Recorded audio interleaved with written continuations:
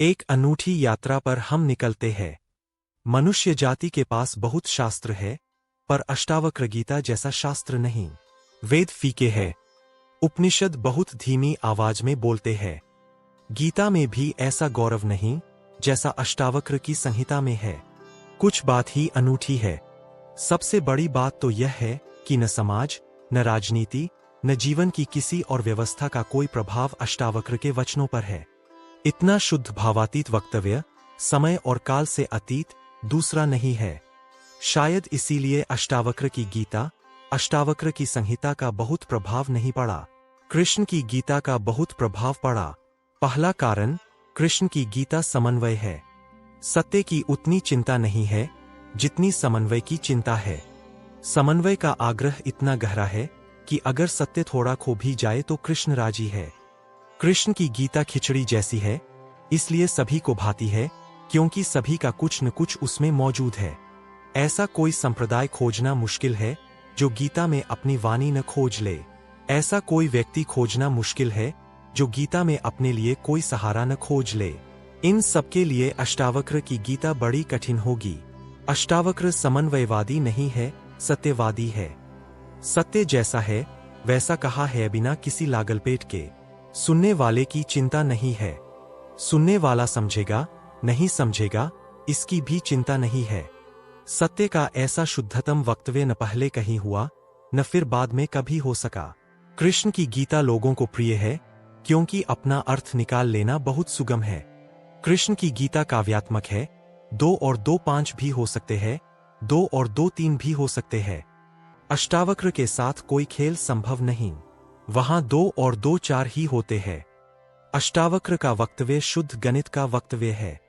वहां काव्य को जरा भी जगह नहीं है। वहां कविता के लिए जरासी भी छूट नहीं है। जैसा है वैसा कहा है, किसी तरह का समझौता नहीं है। कृष्ण की गीता पढ़ो तो भक्त अपना अर्थ निकाल लेता है, क्योंकि कृष्ण ने भक्ति की भी बात की है। कर्मयोगी अपना अर्थ निकाल लेता है, क्योंकि कृष्ण ने कर्मयोग की भी बात की है। ज्ञानी अपना अर्थ निकाल लेता है, क्योंकि कृष्ण ने ज्ञान की भी बात की है। कृष्ण कहीं भक्ति को सर्वश्रेष्ठ कहते हैं, कहीं ज्ञान को सर्वश्रेष्ठ कहते हैं, कहीं कर्म को सर्वश्रेष्ठ कहते हैं। कृष्ण का वक्तव्य बहुत राजनैतिक है। वे राजनेता थे, कुशल राजनेता थे। सिर्फ राजनेता थे इतना ही कहना उचित नहीं, कुटिल राजनीतिज्ञ थे, डिप्लोमेट थे।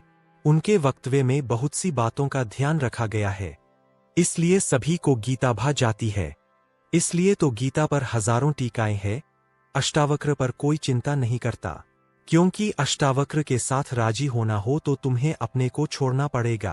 बेशर्त तुम अपने को न ले जा सकोगे, तुम पीछे रहोगे तो ही जा सकोगे। कृष्ण के साथ तुम अपने को ले जा सकते हो।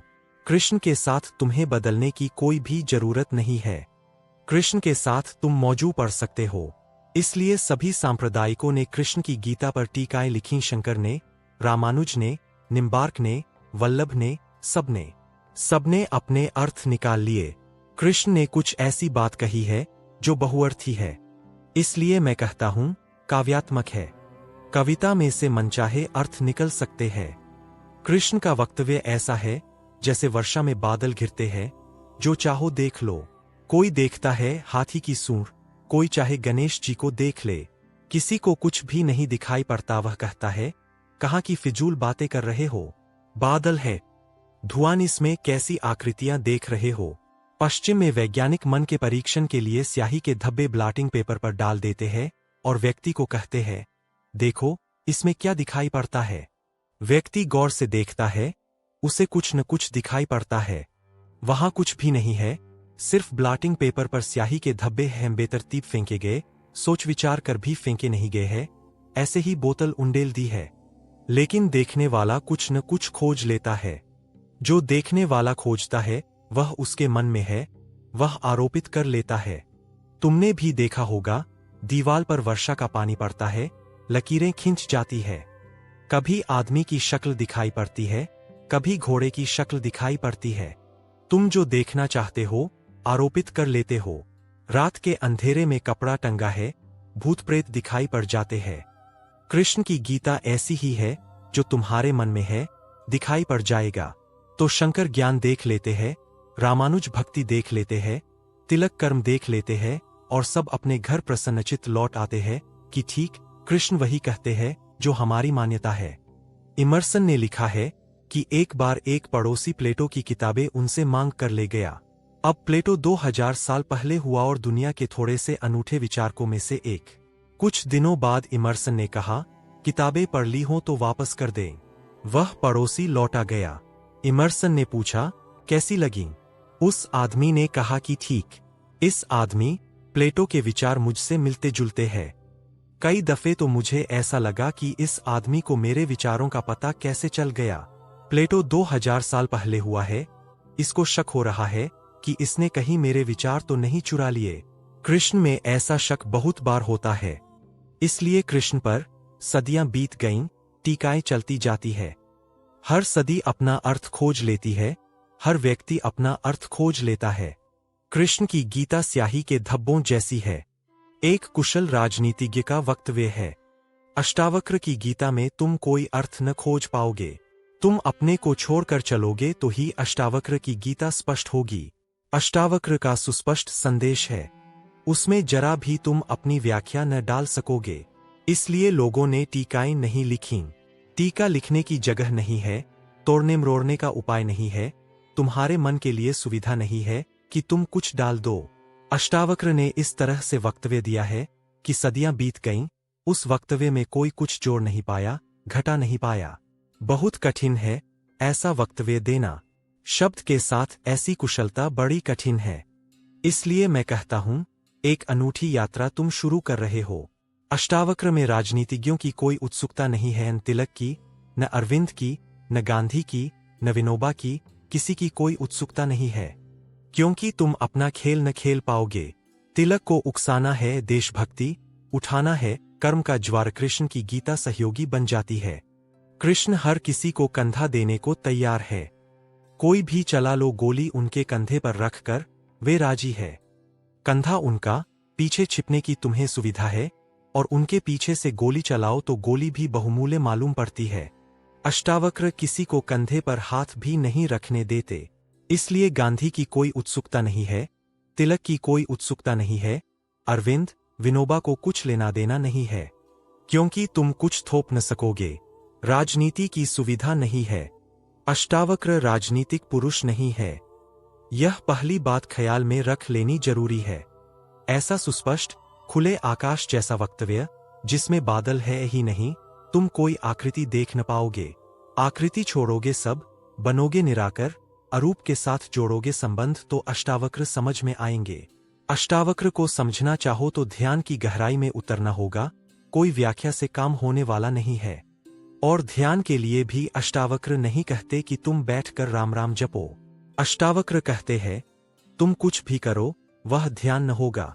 करता जहां है वहां ध्यान कैसा? जब तक करना है तब तक भ्रांति है। जब तक करने वाला मौजूद है तब तक अहंकार मौजूद है। अष्टावक्र कहते हैं, साक्षी हो जाना है, ध्यान जहां करता छूट जाता है, तुम सिर्फ देखने वाले रह जाते हो, दृष्टामात्र।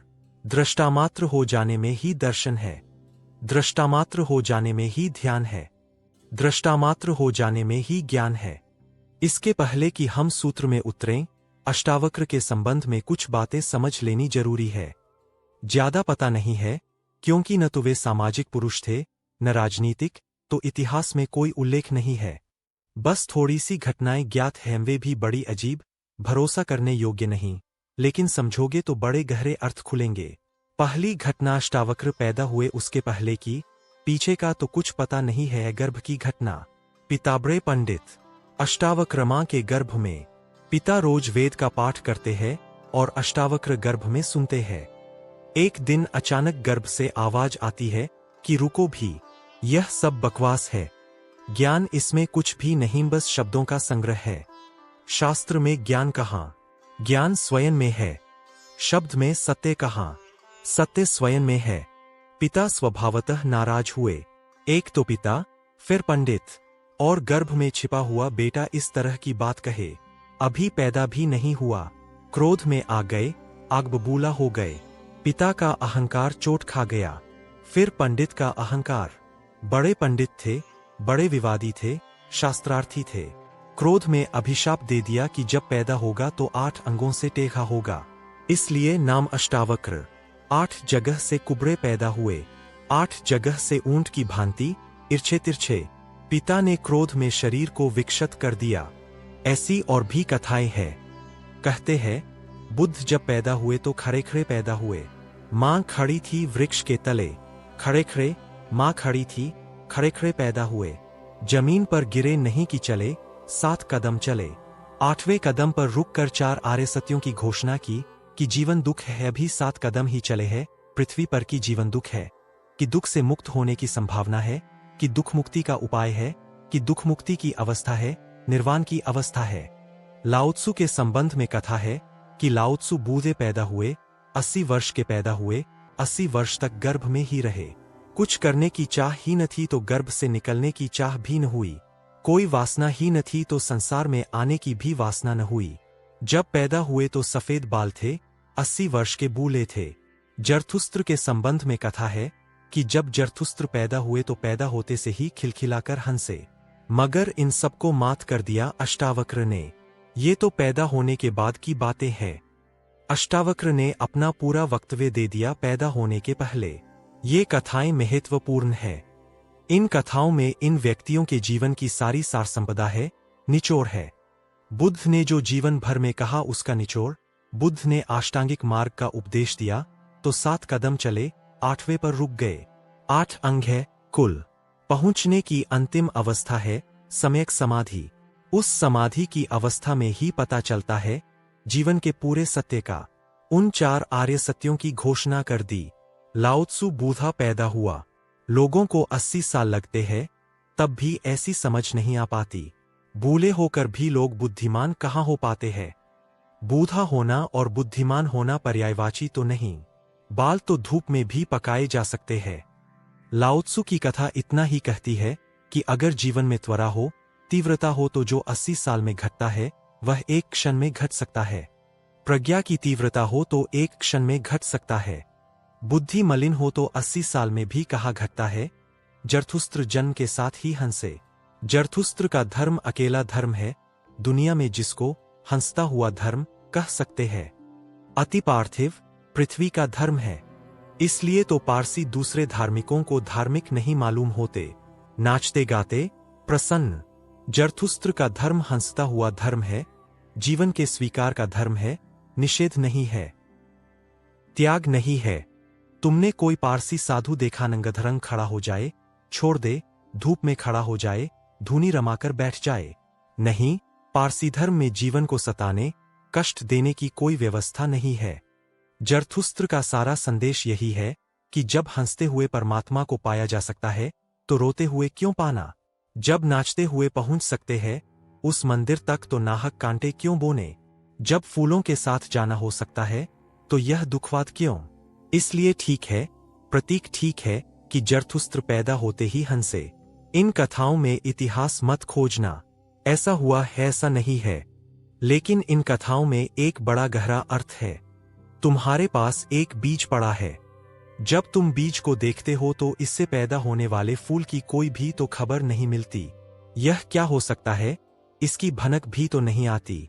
यह कमल बनेगा, खिलेगा, जल में रहेगा और जल से अछूता रहेगा, सूरज की किरणों पर नाचेगा और सूरज भी ईर्ष्यालु होगा इसके सौंदर्य से, इसकी कोमलता से, इसकी अपूर्व गरिमा, इसके प्रसाद से, इसकी सुगंध आकाश में उड़ेगी। यह बीज को देखकर तो पता भी नहीं चलता।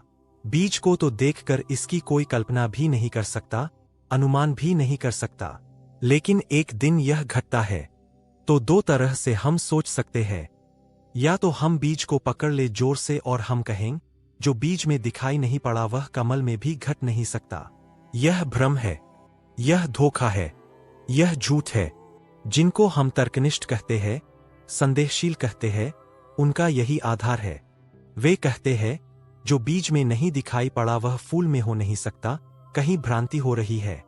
इसलिए संदेहशील व्यक्ति बुद्ध को मान नहीं पाता, महावीर को स्वीकार नहीं कर पाता, जीसस को अंगीकार नहीं कर पाता, क्योंकि वे कहते हैं हमने जाना इनको।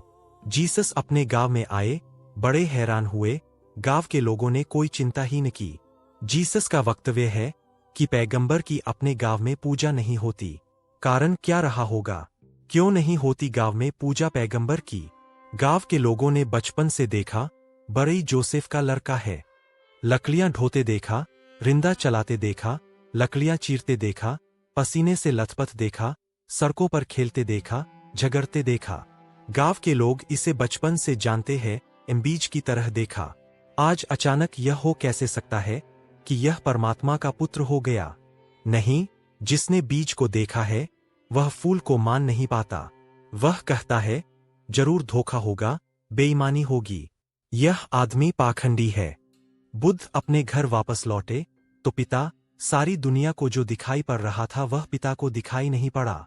सारी दुनिया अनुभव कर रही थी एक प्रकाश, दूर दूर तक खबरें जा रही थीं, दूर देशों से लोग आने शुरू हो गए थे। लेकिन जब बुद्ध वापस घर आए 12 साल बाद, तो पिता ने कहा, मैं तुझे अभी भी क्षमा कर सकता हूं, यद्यपि तूने काम तो बुरा किया है, सताया तो तूने हमें, अपराध तो तूने किया है, लेकिन मेरे पास पिता का हृदय है, मैं माफ कर दूंगा। द्वार तेरे लिए खुले हैं, मगर फेंक यह भिक्षा का पात्र, हटा यह भिक्षु का वेश, यह सब नहीं चलेगा, तू वापस लौट आ, यह राज्य तेरा है। मैं बूढ़ा हो गया, इसको कौन संभालेगा? हो गया बचपना बहुत, अब बंद करो यह सब खेल। बुद्ध ने कहा, कृपा कर मुझे देखे तो, जो गया था वह वापस नहीं आया है, यह कोई और ही आया है। जो आपके घर पैदा हुआ था वही वापस नहीं आया है, यह कोई और ही आया है। बीज फूल होकर आया है, गौर से तो देखो। पिता ने कहा, तू मुझे सिखाने चला है। पहले दिन से, जब तू पैदा हुआ था, तब से तुझे जानता हूं। किसी और को धोखा देना, किसी और को समझा लेना, भ्रम में डाल देना, मुझे तू भ्रम में न डाल पाएगा। मैं फिर कहता हूं, मैं तुझे भली भांति जानता हूं, मुझे कुछ सिखाने की चेष्टा मत कर, क्षमा करने को मैं राजी हूं। बुद्ध ने कहा, आप और मुझे जानते हैं, मैं तो स्वयं को भी नहीं जानता था, अभी अभी किरणें उतरी है और स्वयं को जाना हूं। क्षमा करे, लेकिन यह मुझे कहना ही पड़ेगा कि जिसको आपने देखा वह मैं नहीं हूं, और जहां तक आपने देखा वह मैं नहीं हूं। बाहर बाहर आपने देखा, भीतर आपने कहां देखा? मैं आपसे पैदा हुआ हूं, लेकिन आपने मुझे निर्मित नहीं किया। मैं आपसे आया हूं, जैसे एक रास्ते से कोई राहगीर आता है, लेकिन रास्ता और राहगीर का क्या लेना देना? कल रास्ता कहने लगे कि मैं तुझे पहचानता हूं, तू मेरे से ही तो होकर आया है, ऐसे ही आप कह रहे हैं। आपके पहले भी मैं था, जन्मों जन्मों से मेरी यात्रा चल रही है। आपसे गुजरा जरूर हूं, ऐसा मैं औरों से भी गुजरा हूं। और भी मेरे पिता थे, और भी मेरी माताएं थीं, लेकिन मेरा होना बड़ा अलग थलग है।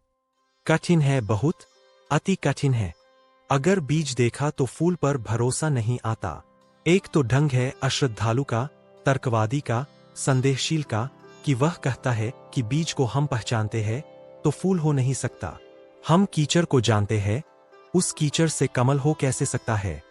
सब गलत, सपना होगा, भ्रांति होगी, किसी मोहजाल में पड़ गए होगे, किसी ने धोखा दे दिया, कोई जादू, कोई तिलिस्म। एक तो यह रास्ता है, एक रास्ता है श्रद्धालु का, प्रेमी का, भक्त का, सहानुभूति से भरे हृदय का। वह फूल को देखता है और फूल से पीछे की तरफ यात्रा करता है। वह कहता है, जब फूल में ऐसी सुगंध हुई, जब फूल में ऐसी विभा प्रकट हुई, जब फूल में ऐसी प्रतिभा, जब फूल में ऐसा कुआरापन दिखा, तो जरूर बीज में भी रहा होगा। क्योंकि जो फूल में हुआ है वह बीज में न हो तो हो ही नहीं सकता। ये सारी कथाएं घटी है, ऐसा नहीं। जिन्होंने अष्टावक्र के फूल को देखा, उनको यह ख्याल में आया कि जो आज हुआ है वह कल भी रहा होगा, छिपा था, अवगुंठित था, पर्दे में पड़ा था। जो आज है, अंत में है, वह प्रथम भी रहा होगा। जो मृत्यु के क्षण में दिखाई पड़ रहा है वह जन्म के क्षण में भी मौजूद रहा होगा, अन्यथा पैदा कैसे होता?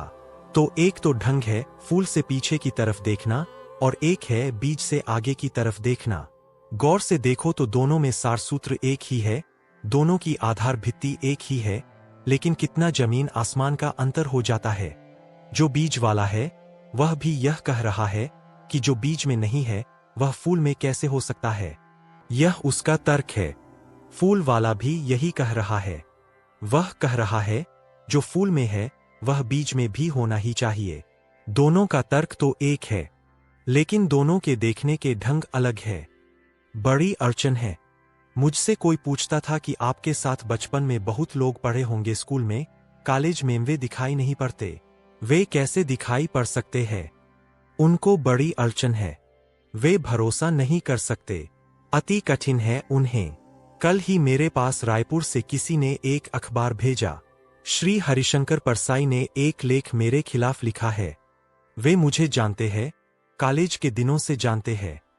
हिंदी के मूर्धन्य व्यंग्य लेखक है। मेरे मन में उनकी कृतियों का आदर है। लेख में उन्होंने लिखा है कि जबलपुर की हवा में कुछ खराबी है। यहाँ धोखेबाज और धूर्त ही पैदा होते हैं, जैसे रजनीश, महेश योगी, मुंदड़ा। 3 नाम उन्होंने गिनाए। धन्यवाद उनका, कम से कम मेरा नाम नंबर 1 तो गिनाया। इतनी याद तो रखी, एकदम बिसार नहीं दिया। बिल्कुल भूल गए हो, ऐसा नहीं है। लेकिन अड़चन स्वाभाविक है, सीधी साफ है। मैं उनकी बात समझ सकता हूं। यह असंभव है, बीज को देखा तो फूल में भरोसा। फिर जिन्होंने फूल को देखा, उन्हें बीज में भरोसा मुश्किल हो जाता है। तो सभी महापुरुषों की जीवनकथाएं 2 ढंग से लिखी जाती है। जो उनके विपरीत है, वे बचपन से यात्रा शुरू करते हैं। जो उनके पक्ष में है, वे अंत से यात्रा शुरू करते हैं और बचपन की तरफ जाते हैं। दोनों एक अर्थ में सही है, लेकिन जो बचपन से यात्रा करके अंत की तरफ जाते हैं, वे वंचित रह जाते हैं। उनका सही होना उनके लिए आत्मघाती है। जो अंत से यात्रा करते हैं और पीछे की तरफ जाते हैं, वे धन्यभागी है, क्योंकि बहुत कुछ उन्हें अनायास मिल जाता है, जो कि पहले तर्कवादियों को नहीं मिल पाता। अब न केवल मैं गलत मालूम होता हूं, मेरे कारण जबलपुर तक की हवा उनको गलत मालूम होती है। कुछ भूल हवा पानी में होनी चाहिए। यद्यपि मैं उनको कहना चाहूंगा, जबलपुर को कोई हक नहीं है मेरे संबंध में हवा पानी को अच्छा या खराब तय करने का। जबलपुर से मेरा कोई बहुत नाता नहीं है। थोड़े दिन वहां था। महेश योगी भी थोड़े दिन वहां थे। उनका भी कोई नाता नहीं है। हम दोनों का नाता किसी और जगह से है। उस जगह के लोग इतने सोए हैं कि उन्हें अभी खबर ही नहीं है। महेश योगी और मेरा जन्म पास ही पास हुआ। दोनों गाडरवाड़ा के आसपास पैदा हुए। उनका जन्म चीचली में हुआ, मेरा जन्म कुछवाड़े में हुआ। अगर हवा पानी खराब है तो वहां का होगा। इसका दुख गाडरवाड़ा को होना चाहिए भी होगा, या सुख। जबलपुर को इसमें बीच में आना नहीं चाहिए। लेकिन मन कैसे तर्क रचता है। अब जो अष्टावक्र की कथा को देखेगा, वह सुनते से ही कह देगा, गलत, असंभव। यह तो कथा जिन्होंने लिखी है उनको भी पता है कि कहीं कोई गर्भ से बोलता है। वे तो केवल इतना कह रहे हैं कि जो आखिर में प्रकट हुआ वह गर्भ में मौजूद रहा होगा। जो वाणी आखिर में खिली वह किसी न किसी गहरे तल पर गर्भ में भी मौजूद रही होगी, अन्यथा खिलती कहां से, आती कहां से। शून्य से थोड़े ही कुछ आता है। हर चीज के पीछे कारण है। नहीं देख पाए हो हम, लेकिन था तो मौजूद। ये सारी कथाएं इसी का सूचन देती है। अष्टावक्र के संबंध में दूसरी बात जो ज्ञात है, वह है जब वे 12 वर्ष के थे। बस 2 ही बातें ज्ञात है। तीसरी उनकी अष्टावक्र गीता है, या कुछ लोग कहते हैं अष्टावक्र संहिता। जब वे 12 वर्ष के थे तो एक बड़ा विशाल शास्त्रार्थ जनक ने रचा। जनक सम्राट थे और उन्होंने सारे देश के पंडितों को निमंत्रण दिया, और उन्होंने 1000 गायें राजमहल के द्वार पर खड़ी कर दी और उन गायों के सींगों पर सोना मह दिया और हीरे जवाहरात लटका दिए, और कहा, जो भी विजेता होगा वह इन गायों को हाँक कर ले जाए। बड़ा विवाद हुआ। अष्टावक्र के पिता भी उस विवाद में गए। खबर आई सांझ होते होते कि पिता हार रहे हैं। सबसे तो जीत चुके थे, वंदिन नाम के एक पंडित से हारे जा रहे हैं।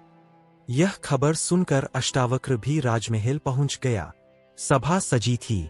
विवाद अपनी आखिरी चरम अवस्था में था। निर्णायक घड़ी करीब आती थी। पिता के हारने की स्थिति बिल्कुल पूरी तय हो चुकी थी। अब हारे तब हारे की अवस्था थी। अष्टावक्र दरबार में भीतर चला गया। पंडितों ने उसे देखा। महापंडित इकट्ठे थे। उसका 8 अंगों से टेढ़ा मेढ़ा शरीर। वह चलता तो भी देखकर लोगों को हंसी आती। उसका चलना भी बड़ा हास्यास्पद था। सारी सभा हंसने लगी। अष्टावक्र भी खिलखिलाकर हंसा। जनक ने पूछा, और सब हंसते हैं? वह तो मैं समझ गया क्यों हंसते हैं, लेकिन बेटे तू क्यों हंसा? अष्टावक्र ने कहा, मैं इसलिए हंस रहा हूं कि इन चमारों की सभा में सत्य का निर्णय हो रहा है। बड़ा आदमी अनूठा रहा होगा। ये चमार यहां क्या कर रहे हैं? सन्नाटा छा गया। चमार? सम्राट ने पूछा, तेरा मतलब? उसने कहा, सीधी सी बात है, इनको चमड़ी ही दिखाई पड़ती है, मैं नहीं दिखाई पड़ता। मुझसे सीधा सादा आदमी खोजना मुश्किल है, वह तो इनको दिखाई ही नहीं पड़ता, इनको आड़ाटेढ़ा शरीर दिखाई पड़ता है। ये चमार है, ये चमड़ी के पारखी है। राजन, मंदिर के टेढ़े होने से कहीं आकाश टेढ़ा होता है, घड़े के फूटे होने से कहीं आकाश फूटता है। आकाश तो निर्विकार है, मेरा शरीर टेढ़ा मेढ़ा है, लेकिन मैं तो नहीं। यह जो भीतर बसा है, इसकी तरफ तो देखो, इससे तुम सीधा सादा और कुछ खोज न सकोगे।